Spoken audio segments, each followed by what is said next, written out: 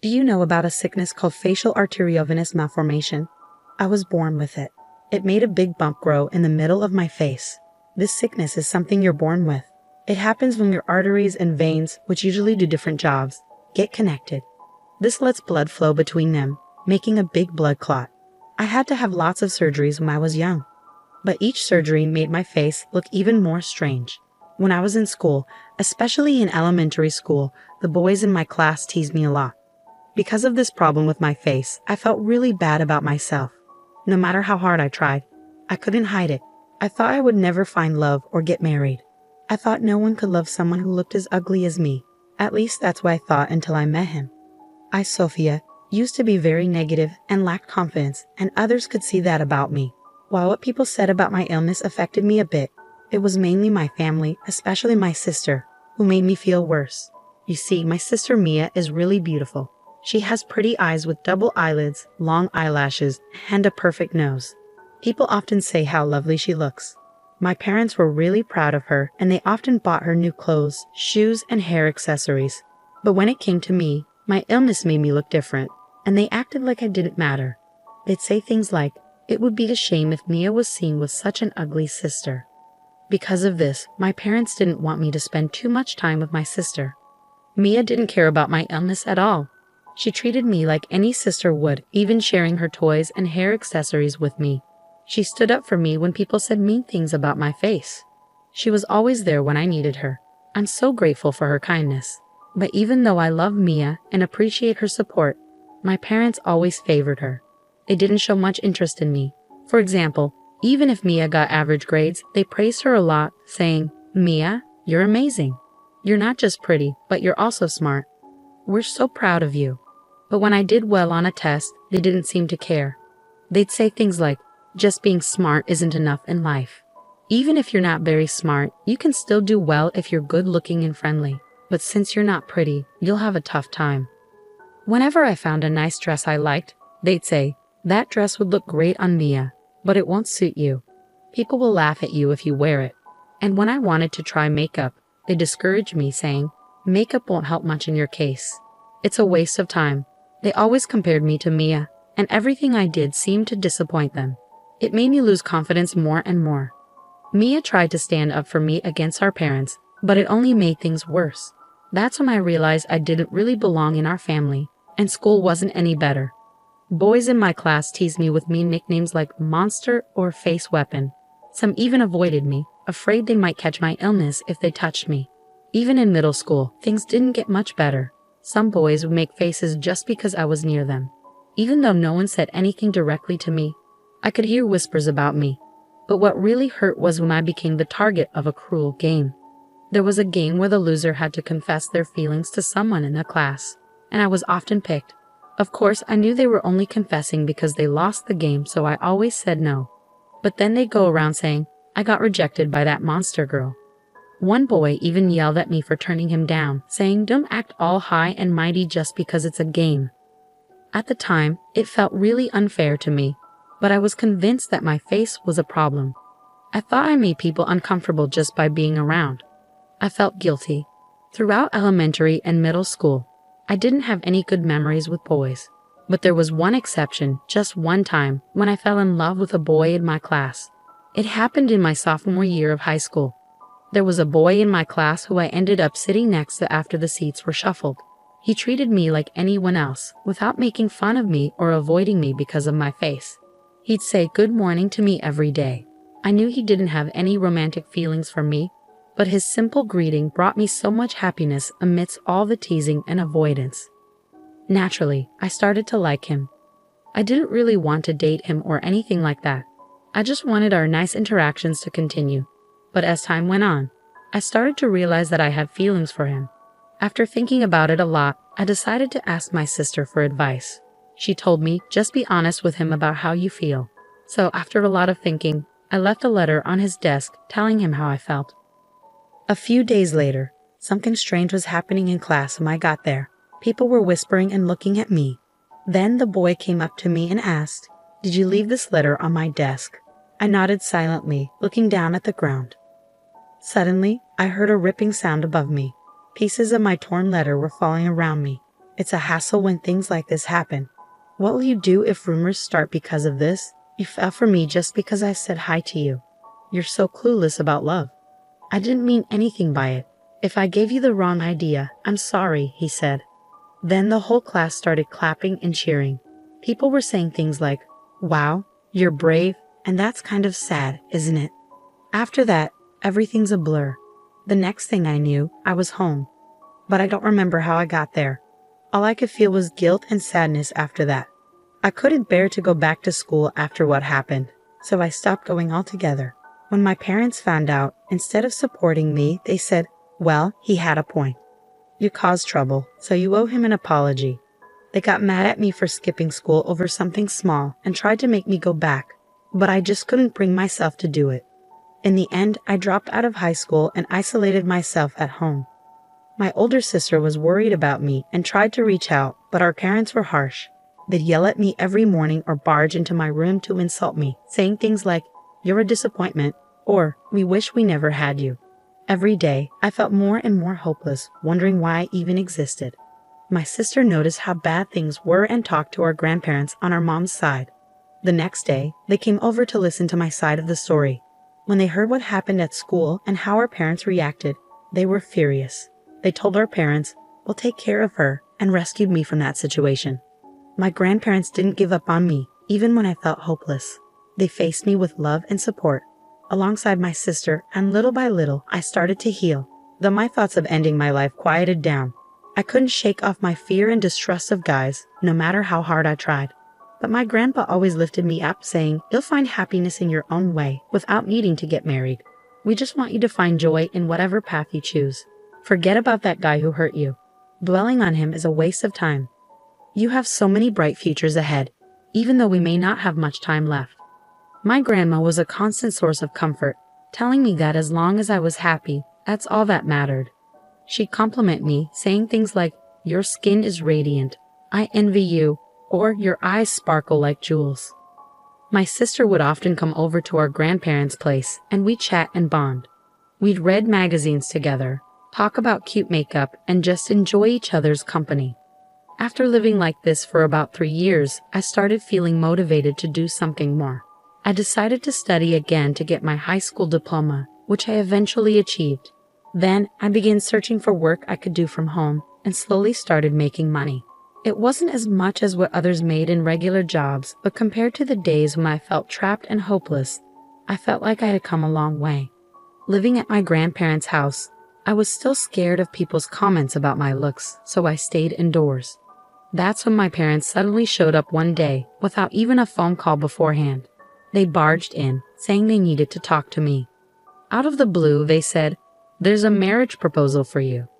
The guy is the son of someone important in a medical foundation. He apparently has his own issues and struggles to find a partner, so they're suggesting you. Isn't this great? He's wealthy, and he's willing to take someone like you, who's seen as a burden on society. I was shocked by this sudden news, but my grandparents stepped in to support me. They argued that it wasn't fair to make such a big decision without considering my feelings. My dad, sounding convincing, said, "This might be her only chance. She's been through so much because of how she looks. Why not see this as an opportunity for her to be happy?" I looked at the guy's photo in the marriage document. His face was partly covered by his hair, but I could tell he was overweight and had a peculiar look. I guessed he might also be facing pressure to get married, or he might have some unusual preferences. But even if I said no to the proposal, it seemed like negotiations with the other family were already happening. They were wealthy, and my parents would probably try to push me into the marriage. Despite my own feelings, I felt like I had to accept the marriage proposal to protect my grandparents from any potential trouble. When I said I would accept, my grandparents were shocked. They hugged me tightly, trying to convince me otherwise. "You don't have to agree to something so ridiculous," they said. But through tears, I told them, "Grandma, Grandpa, until now, I felt like life had no meaning. But because you were there for me, I found joy in living. I can never thank you enough. But I don't want to cause you any more trouble, so I've decided to go through with this marriage proposal. Maybe, like Dad said, this is my only chance." My grandparents cried silently and hugged me tightly. A few days later, I had to meet the guy from the proposal, Matthew, and his parents. I didn't expect this meeting to change anything. Matthew seemed shy and kept his head down. His hair covered most of his face, and his skin looked rough. He spoke so softly that I sometimes couldn't hear him. During our meeting, he hardly looked at my face and answered questions with short sentences. I couldn't help but wonder, is this man really going to be my husband? He can barely hold a conversation. But I felt like I had no choice. Both sets of parents were so eager about the marriage, acting like it was already decided. I felt pressured, like I couldn't say no. Eventually, everything was arranged. As the son of a wealthy family, Matthew provided us with a luxurious apartment filled with expensive appliances and furniture. But our conversations didn't flow well. It was like he didn't even see me. He was so quiet all the time. His constant silence started to weigh on me, so I tried to start a conversation. "Why did you agree to this marriage, Matthew?" Surprisingly, he began to take off his shirt. Confused and panicked, I saw that his skin was red and inflamed. He explained, "I have a skin condition called psoriasis. It's not contagious, so don't worry. But because of how it looks, I've never had any romantic experiences. People even spread rumors that I had an STD, which isn't true. And because of my appearance, my parents don't want anything to do with me. They probably arranged this marriage to get rid of me. I'm sorry for dragging you into this." After he explained, he put his shirt back on and bowed deeply to me. I noticed some inflammation on his hairline, and I realized he was growing his bangs long to hide it. "I understand.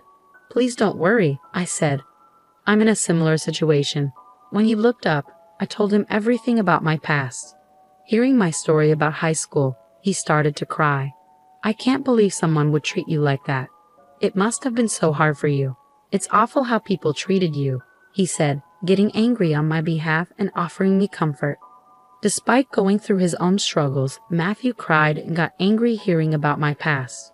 I couldn't help but think, how kind is this man? When I asked him, he blushed and smiled shyly, saying, "I was thinking the same thing." From that moment on, we spent the whole night sharing our life stories, crying, getting angry, and understanding each other. I tried to learn more about his skin condition and researched different treatments, including diet changes and supplements. I noticed he was picky about food, especially vegetables, so I experimented with different flavors and cooking methods to make meals he enjoyed. Gradually, he started to enjoy eating more and began to feel better physically. We also started doing things like yoga to reduce stress and had many conversations. I saw Matthew's smile grow over time. He never said anything negative about my appearance. Instead, he would blush and say, "You're cute." Once, when I asked if he disliked how I looked, he reassured me, saying, "Not at all. It's part of who you are, and I think it's cute. You've been through so much, but you've stayed strong." "I don't think there's another woman who's as strong and wonderful as you," Matthew told me, and those words brought me so much comfort. Over the next few years, we worked on a plan to improve his skin condition. His inflammation started to calm down, and the redness on his hairline became less noticeable. Plus, with his disciplined lifestyle, he lost weight and transformed into a slim and handsome Matthew. I couldn't help but fall in love with him all over again when he trimmed his bangs. It suited him so well. Matthew, who used to be shy about his skin condition, said, "I feel a bit embarrassed to show Sophia." But as he gained confidence, people at his office started to see him differently. He hadn't told anyone about his disease before, thinking they wouldn't understand. But when he finally opened up, he was surprised that everyone accepted him. They even said, "Why didn't you tell us earlier? Trust us more." One day, as we were enjoying our time together, Matthew suddenly suggested, "Hey, what do you think about having a wedding ceremony?" Even though I had become a bit more positive since marrying him, the idea of facing a large crowd still scared me. When I hesitated, he reassured me, saying, "If you really don't like the idea, we don't have to do it." But I thought it would be a nice way to thank the people at my company who supported me. And it's all thanks to you, Sophia, that I can even think about this. The old me would have never considered a wedding because I was too ashamed of my skin condition. But with your help, my symptoms have improved, and I feel like I can face the future more confidently. His kind words touched me, and after thinking it over, I decided to take a step forward and agree to have a wedding ceremony. Since I didn't have many friends, I only invited my parents, grandparents, and my sister. However, less than 4 months before the wedding, my sister found out she was pregnant and decided to avoid gatherings for safety reasons. So in the end, only my parents and grandparents attended. My grandparents were happy to be there, but my parents clearly weren't thrilled about it. Despite their disapproval, they couldn't refuse due to their status, so they reluctantly came. The same went for Matthew's parents. They didn't seem pleased, but because some of their associates and acquaintances were attending, they reluctantly agreed to come. Both sets of parents were skilled at putting on a facade, so they said things they didn't truly mean in front of the other guests. They'd say things like, "We struggled with his illness, but we're happy to see how well he's grown." Or, "We're proud of our child for facing prejudice with strength." They even pretended to be moved to tears, and some guests, fooled by their false emotions and words, shed sympathetic tears. I couldn't help but feel astonished by their audacity, wanting to appear good despite everything. But Matthew wasn't one to stay silent. Our parents could see that. When it was time for him to speak, he chose to share about his past.